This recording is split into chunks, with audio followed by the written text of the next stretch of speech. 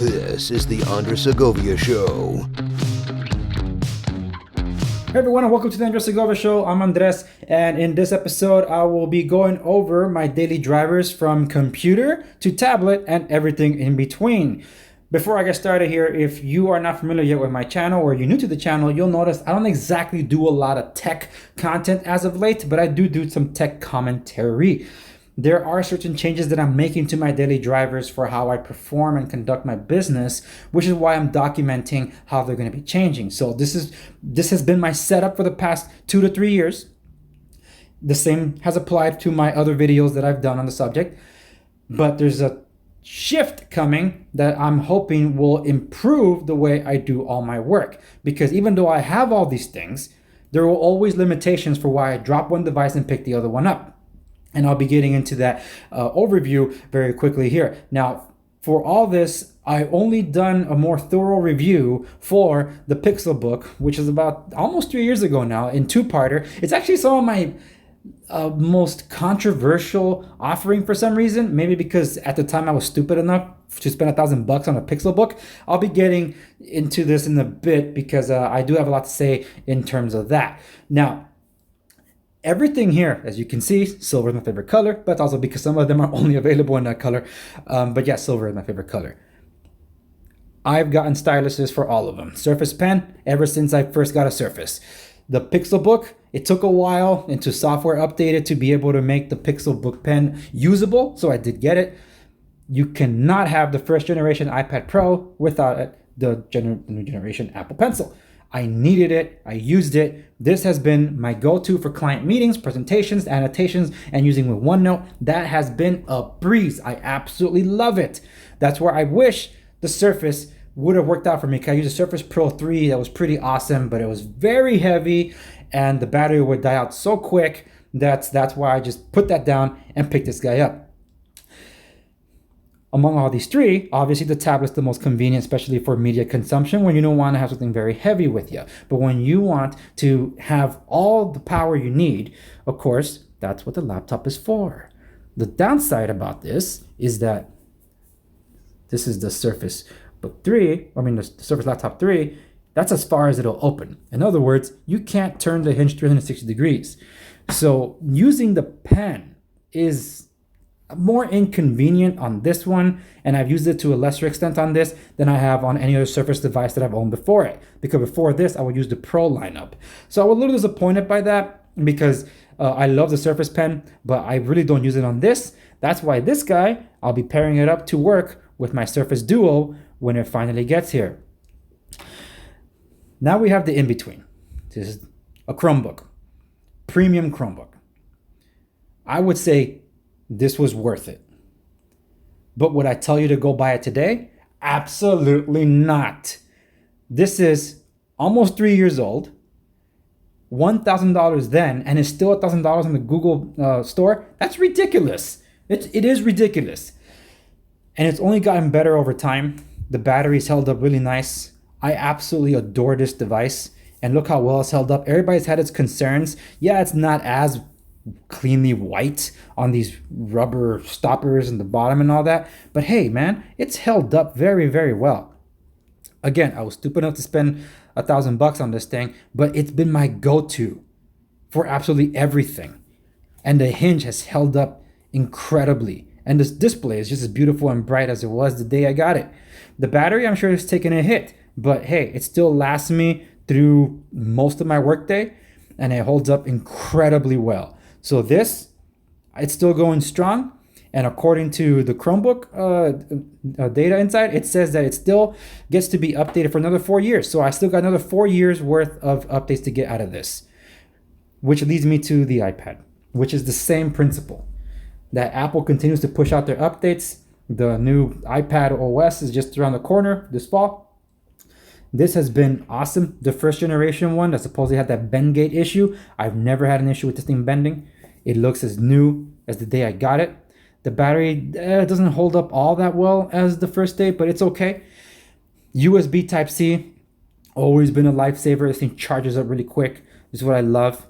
This one's not a 4G LTE edition, even though it looks like it has the antennas up there, but it doesn't. This one has 256 gigabytes onboard storage. Absolutely love it. And the fact that the pencil just goes right there, always convenient, always charged, always wonderful. I've loved it. This has been my setup.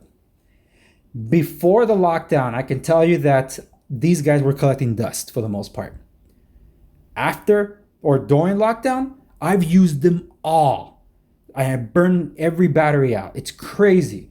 I thought it was going to be different, but no. Lockdown actually had me reaching for the tools that I normally have whenever I was going out. I didn't think these guys were going to see that much action, and they did. And what I've enjoyed is that they each do what they're great at. But the thing is, because this is the only one that is basically in a walled garden of its own, it's been really difficult to get it to communicate to these other devices. Because as I mentioned in my previous videos, basically my business runs on Microsoft and Google. So that's these two guys talking. This guy, on the other hand, is just like a stopgap, so to speak, as a tablet. So the setup that I'm looking to change, and here comes the pre-order. I've been sitting on the wings for the longest time because I didn't know which one to go for. I am going for the Samsung Galaxy Tab S7 Plus. There, I let the cat out of the bag. I love this form factor, the 4:3 ratio, which is basically a similar ratio that that Microsoft uses for the laptop. I have enjoyed it on both because reading documents has been a lot easier. I've enjoyed that.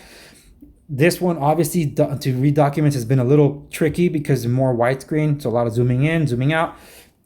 But multitasking sucks on this thing because, again, it's an Apple product. I expect it to be better on Android tablet because I'm used to using Android. So I'll see how that goes and how far it will go. But I do know that that one is not going to be the be-all, end-all. However, it's going to make the experience more streamlined across all of these because on top of that, the Tab S7 has the S Pen, the mighty S Pen. I need a stylus for everything that I do. So letting this guy go, it'll be a bit, sweet sorrow, but it's okay because it served its purpose while it could. It was a great stopgap while I couldn't have anything else. And with my industry picking up a lot more and moving things to the cloud, it's made it better for me to utilize these. Now, the way I've used them, whenever I got into seminars and things to take notes by hand, I would use this guy. Whenever I needed to type things out, obviously this guy, because this one doesn't have a keyboard and I was not going to invest in that dinky keyboard that Apple made for it and overcharged. So I would use this guy. And it would power me throughout most of the day because it could. So whenever I needed to just take notes, do a lot of stuff on the web browser, this is full-blown Chrome. And I did install Linux on this guy. So wait, it's Linux, right? Let me just double check because I made space in the hard drive to be able to have that. So basically I have every single software program. Oh, let me type in my thingamajig here. Just a moment, it's taking a while because I kept missing. Okay, let's see.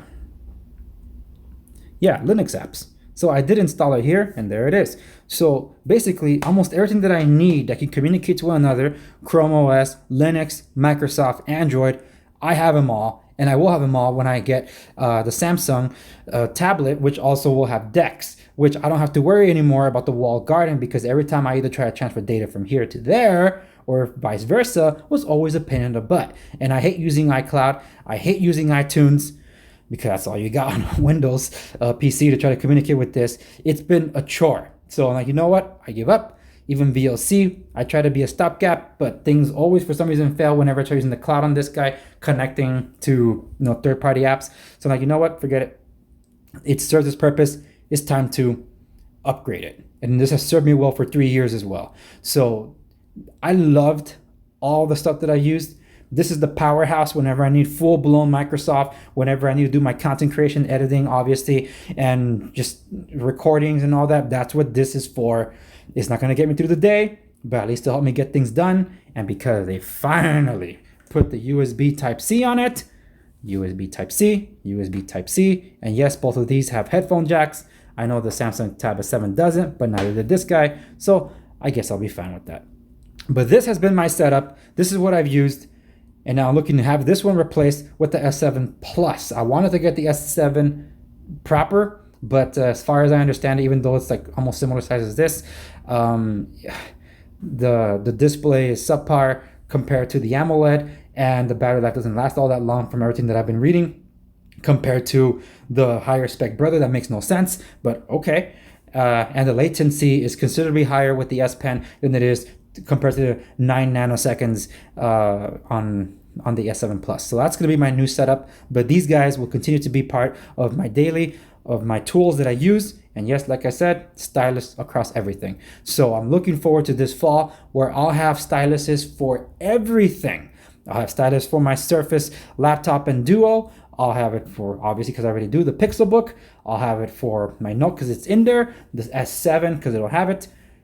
And yeah, that's going to be the best way for me because, as I mentioned in previous videos, I've been injuring my thumb a lot when it comes to typing on mobile devices. So being able to have some input thing to take the stress off my thumb is going to be a big deal. Anyway, that's that. What do you use to the daily? Is this overkill? It's not for me. With 3 different operations, I do use these tools. For some content creators, they're like, oh yeah, because it's nice to have them. But that's also because they're being given these things. No, these things have to be shelled out, and I use them. I take care of them because I use them and I need them. I love investing in tech that can last long, which that's the high props I give to Apple. And I've been putting them through their paces. I'm looking forward to putting this through even harder, more, I guess, more RAM-intensive tasks on this guy because I'm curious about how well it holds up. See if I can have more confidence in taking it out. But good to know that I have things to fall back on should this thing not hold up too long with the battery. But anyway, that's that. These are my thoughts, and I'm wrapping it up.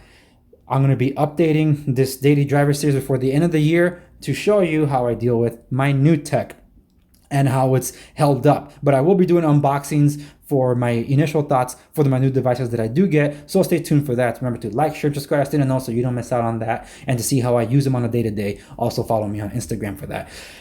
If you're interested to know how or what I use for my wireless input audio, then I could do a video on that, but you can let me know, chime in the comment section down below. Until then, let me know what you use in the daily. Do you have any of these or something of these softwares? Like, of course, only the iPad, right? Oh, I just hit the lamp over there. What do you use for your computer if you have it? Or do you use a 2-in-1 or a 360 folding hinge like this one, or a Chrome OS? I don't know. People use different things, so I'm curious. And do you think it's overkill with the stylus? Because I don't think so. If I could get a stylus on anything, I will. So that's me. Anyway, that's it for this one. Check out all the rest of my content at www.theandresegovia.com, where the rest of the show is happening. Sign up for Off the Record if you haven't done so already to tune into all the shows that I do. And for any of you in the Southern California area that need real estate services or like to consult with me, you can reach out to me through my real estate resources and my website, www.segoviares.com, segoviares.com. Thank you so much for watching this latest video of the Andres Segovia Show, and I'll see you on the next one.